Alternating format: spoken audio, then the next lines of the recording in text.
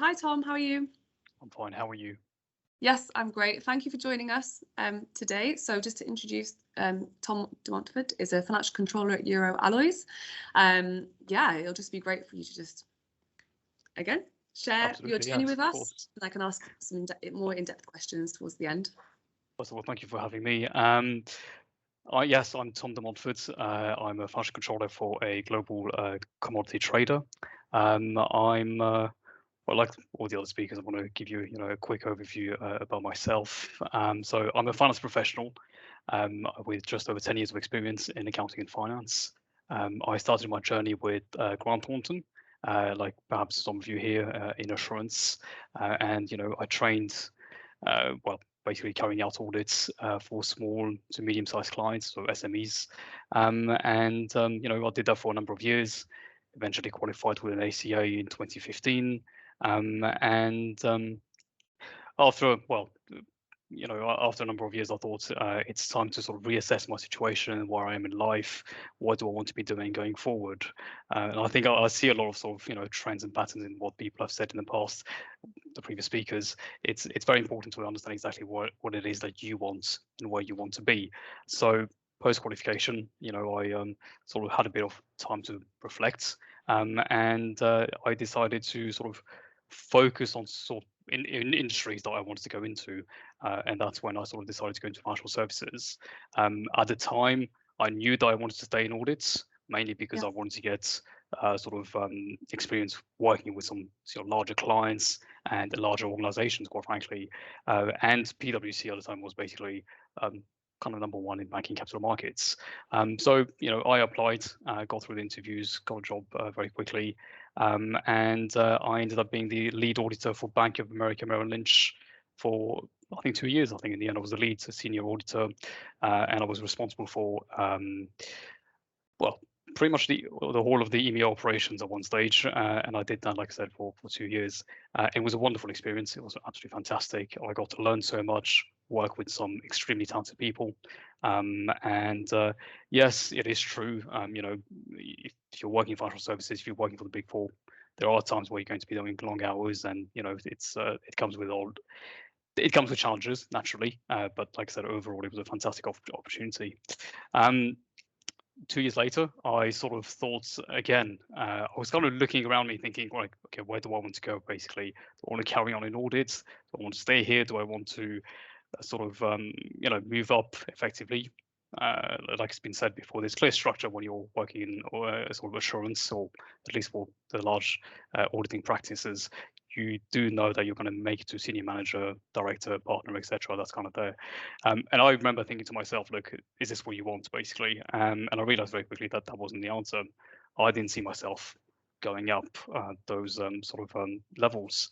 The other thing is, I had spent about 6-7 years in audits by that time, Yeah. and I knew what I was capable of doing. I knew that I was very good at IFRS reporting.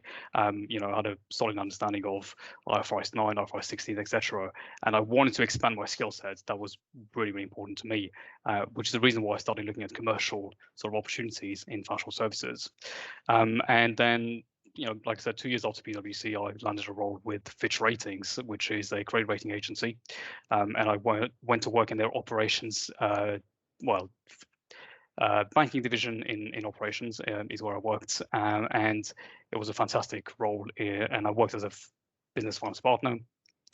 I was working with credit ratings analysts, board members, directors, sales team, operations, IT, etc. It's a very broad role where I was working, like I said, across various stakeholders. Great, fantastic opportunity. And yeah, just over 2.5 years, I think I worked at Fitch. You were involved in all sorts of things. You did, monthly reporting, financial analysis, MI packs for board members to be able to make decisions on exactly what's going on in the business. God knows how many projects I worked on. I ended up, kind of coming up with new profit centers for the business, etc. And then the other thing is you worked very closely with credit ratings analysts, which was again fantastic. Again, as time goes on, you kind of think, okay, well, what do you want to do with your life? Where do you see yourself, etc. And after again about 2.5 years, I was approached again by I'm going to try and phrase this in a decent way, but I was approached by a business which I hadn't, not people I had heard of in the past, and they were basically a new sort of business in UK, or at least they were based in UK, but no UK operations. 3,000 people, about 15 of them based in UK, and they were a large distributor effectively in the industry, and I remember thinking about the business, thinking, okay, that doesn't sound fantastic, until I had a face-to-face meeting with the CFO. Right. And then that's when things started getting a bit more exciting, and I realized what I was kind of, putting myself into. But these CFOs were massive heavyweights in the industry, basically, when it came to finance. Some of these guys that worked at like large listed US companies, General Electric, General Motors, or the head of FP&A, head of Treasury, head of this, etc. Some very, very fantastic people to work with. And more importantly, the business that I was sort of looking into, the main driving factor behind it was Bain Capital, which is a massive powerhouse in private equity. I spent literally 10 minutes talking to those guys, and I realized I'm going to learn a lot from these people. And that's exactly what made me jump from Fitch basically to a business that, people hadn't heard of, fine, but the people there at Fintyre was, they were absolutely fantastic, extremely experienced, great leadership skills, great motivators, people who were willing to teach, coach, motivate, and take someone under their wing basically. And I thought that was a fantastic opportunity. So I moved from Fitch to that business. Funny story, it went into administration 9 months after I joined. So it wasn't the fantastic success story that I was hoping for. But with hindsight, and look, I've been in accounting and finance for just over 10 years now, those 9 months were absolutely amazing. Professionally speaking, probably the best 9 months of my professional life. I learned so much. And it was just absolutely amazing. I got to travel. I went to Milan on a regular basis, went to Frankfurt on a regular basis, and it was just fantastic. The main reasons were because of the people. They were extremely experienced. The business itself wasn't doing fantastic, which is the reason why he went to administration. But that's also part of the reason why I learned so much. As opposed to being in a business that's kind of steadily going, this business was going up and down pretty much every month, basically. And when you're in that situation, you learn a lot because you have to adapt, you have to come up with solutions, Think and on you your have feet. to exactly. You got to think on your feet. You got to come up with ways of making things work. I remember there were two sort of memories that come to my mind when I think of that time. We had supply payments to make in the region of about 300 to 400 million, and I think we only had about 50 million in the bank at the time. And it was myself, head of treasury, and sort of head of operations. We went to a meeting room on a Friday evening, which came up with a payment plan, quite simply to try and sort of buy us more time effectively, and it worked. We managed to buy 6 more months effectively at the time, and it was absolutely fantastic. And that kind of experience is not something you can find in many places, is what I would say personally. You don't find that a lot in industry or audit. Well, frankly, it's hands-on commercial experience that you don't see very often. It was absolutely fantastic.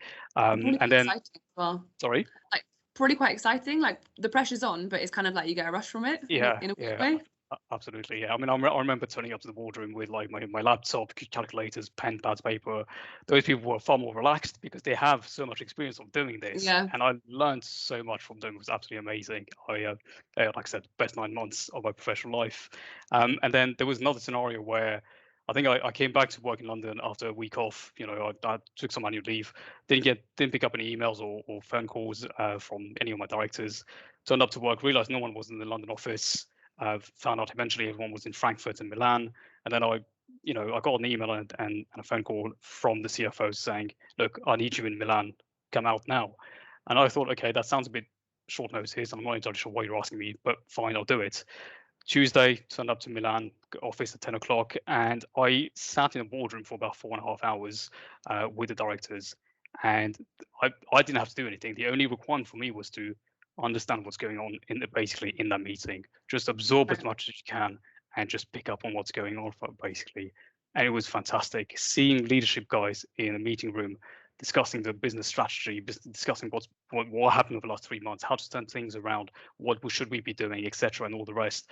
Discussing capital requirements, debt, etc. It was absolutely fantastic. And again, like I said, those kind of experiences don't come very often, I think. And I'm so glad that basically I got to work in private equity with those businesses. And again, I had exposure to bank capital.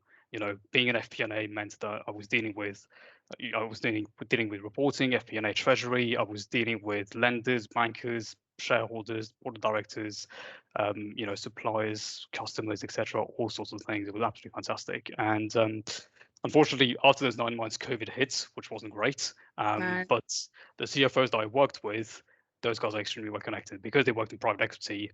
The network is very, very strong, and they know that when they see talent, it's something they want to keep, quite Yeah. frankly.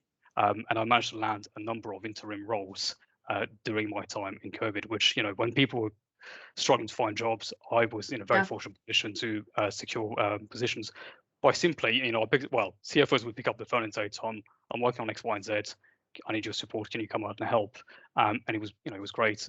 So I did that for a number of months, and then eventually I wanted to find a bit more stability, and I found a permanent role where I'm based at the moment as financial controller for, like I said, a global commodity trader. And